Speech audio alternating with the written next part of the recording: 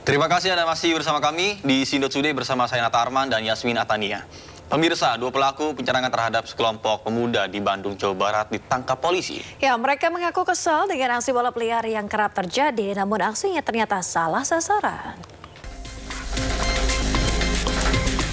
Viral di media sosial, sekelompok pemuda yang sedang nongkrong di kawasan Cipamokolan tiba-tiba diserang 2 pemuda. Aksi penganiayaan itu membuat warga kocar-kacir menyelamatkan diri. Setelah diselidiki, polisi akhirnya menangkap kedua pelaku. Motifnya ternyata bukan pembegalan, melainkan karena mereka kesal dengan maraknya aksi balap liar di kawasan itu. Namun aksi mereka salah sasaran. Merasa keberatan dengan adanya balap liar di wilayah tersebut, sehingga menduga korban yang lagi nongkrong-nongkrong itu adalah korban yang diduga akan melaksanakan balap liar, sehingga para tersangka di belakang saya menggunakan stick golf ini dan juga alat golok ini mengejar para korban yang lagi nongkrong di wilayah tersebut. Penyerangan dan penganiayaan yang terjadi pada akhir pekan lalu itu terekam kamera CCTV. Dalam peristiwa itu, 2 orang terluka akibat sabetan senjata tajam. Dari Bandung, Jawa Barat, Juhpita Meilana melaporkan. Pemirsa, sebuah truk trailer terguling usai menabrak 2 pengendara motor di Jalan Lingkar, Salatiga, Jawa Tengah. Ya, akibat kecelakaan ini 4 orang termasuk sopir truk mengalami luka parah.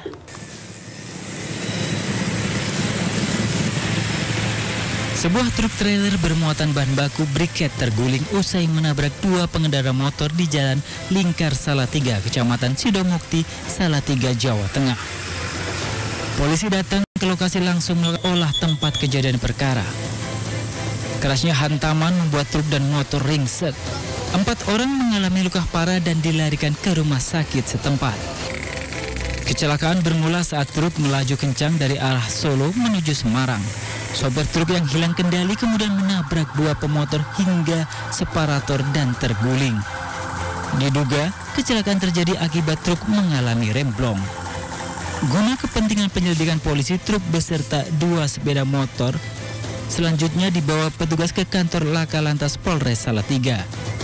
Dari Salatiga, Jawa Tengah, Lurisa Lulu, iNews melaporkan.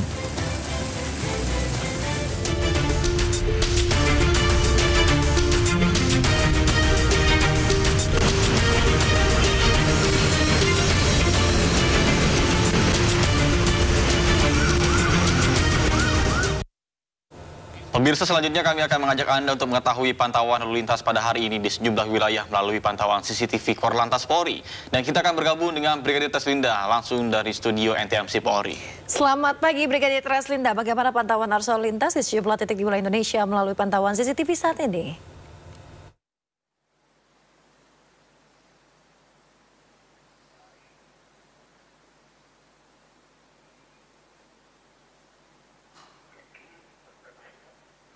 Ya baik, terima kasih rekan saya Yasmin dan juga Nata di studio.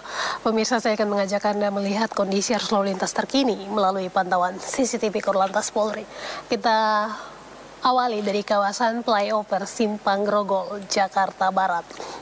Dari pantauan CCTV kami hingga saat ini arus lalu lintas di kawasan ini masih dalam keadaan ramai dan lancar, baik itu kendaraan yang akan mengarah ke Dan Mogot maupun mengarah ke arah Ledjen S. Parman.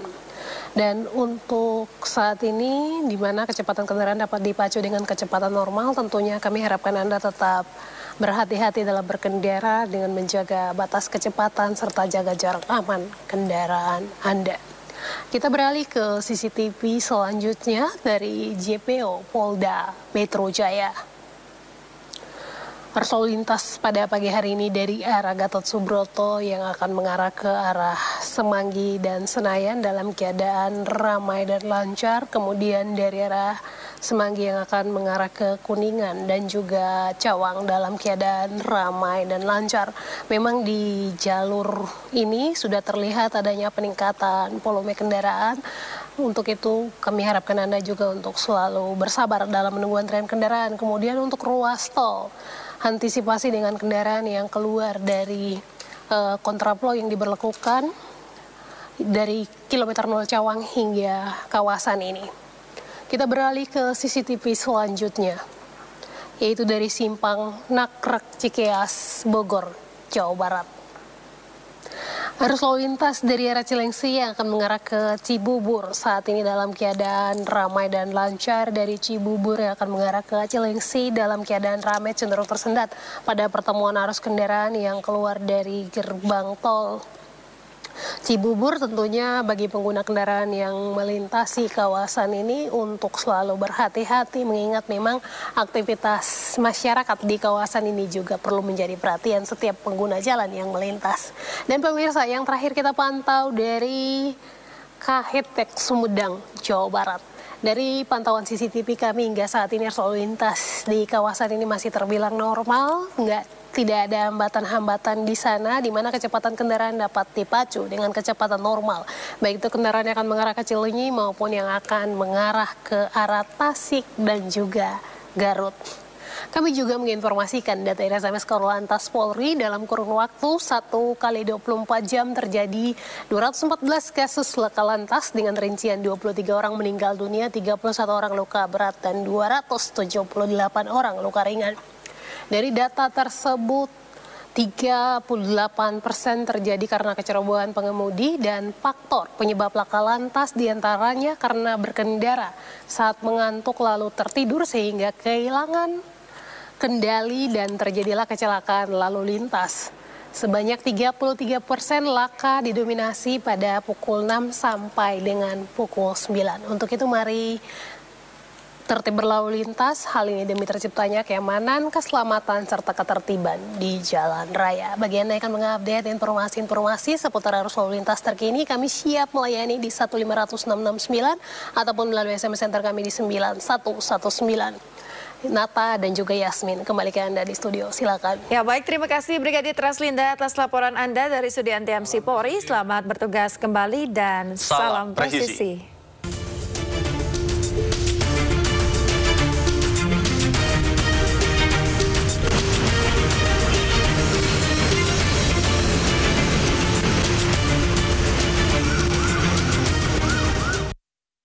Informasi lainnya pemirsa, ratusan siswa di Ngawi, Jawa Timur dan Garut, Jawa Barat terpaksa dilarikan ke puskesmas usai santap MBG. Ya, sementara di Agam, Sumatera Barat, pemirsa tidak hanya siswa, balita dan orang tua keracunan usai menu makan bergizi gratis.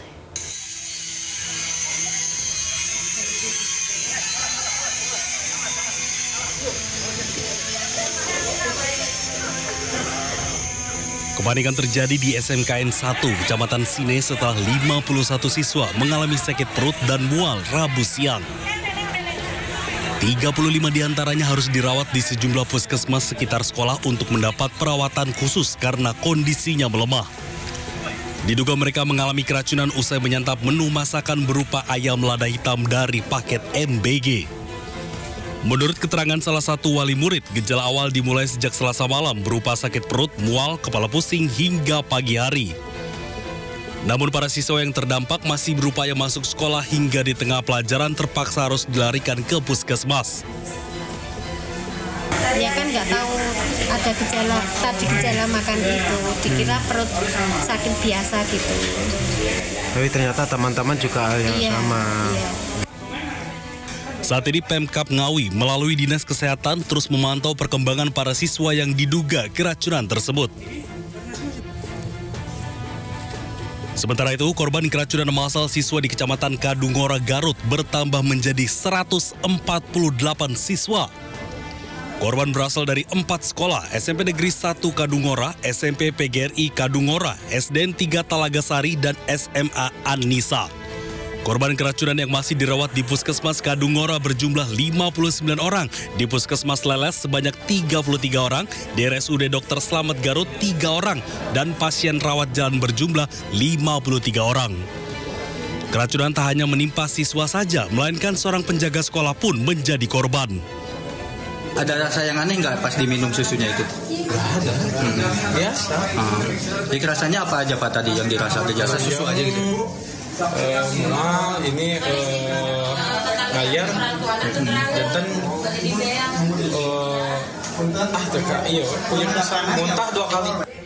Ia mengalami gejala yang sama, langsung lemas, mual, dan pusing usai menyantap susu bantal menu MBG jatah pelajar yang tidak hadir sekolah. Tim Liputan iNews melaporkan.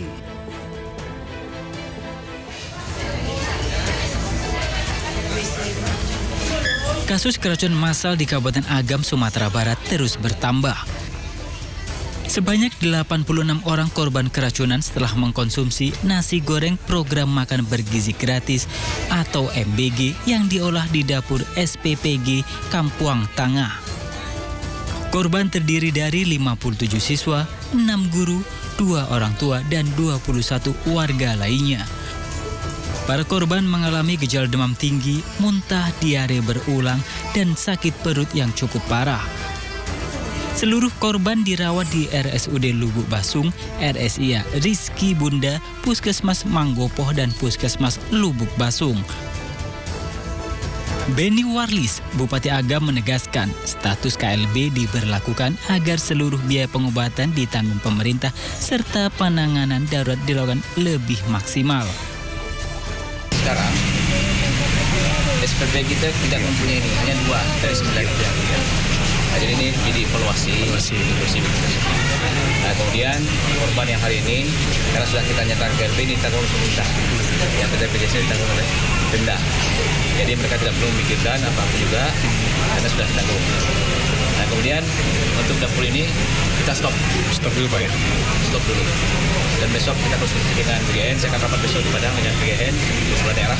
Nah, kita akan sampaikan apa langkah selanjutnya kita tunggu dari BGN. Pemerintah Kabupaten Agam juga menutup sementara dapur MBG Kampuang Tangah hingga hasil penyelidikan makanan yang diduga memicu keracunan selesai. Dari Agam, Sumatera Barat, Wahyu Sikumbang, iNews melaporkan.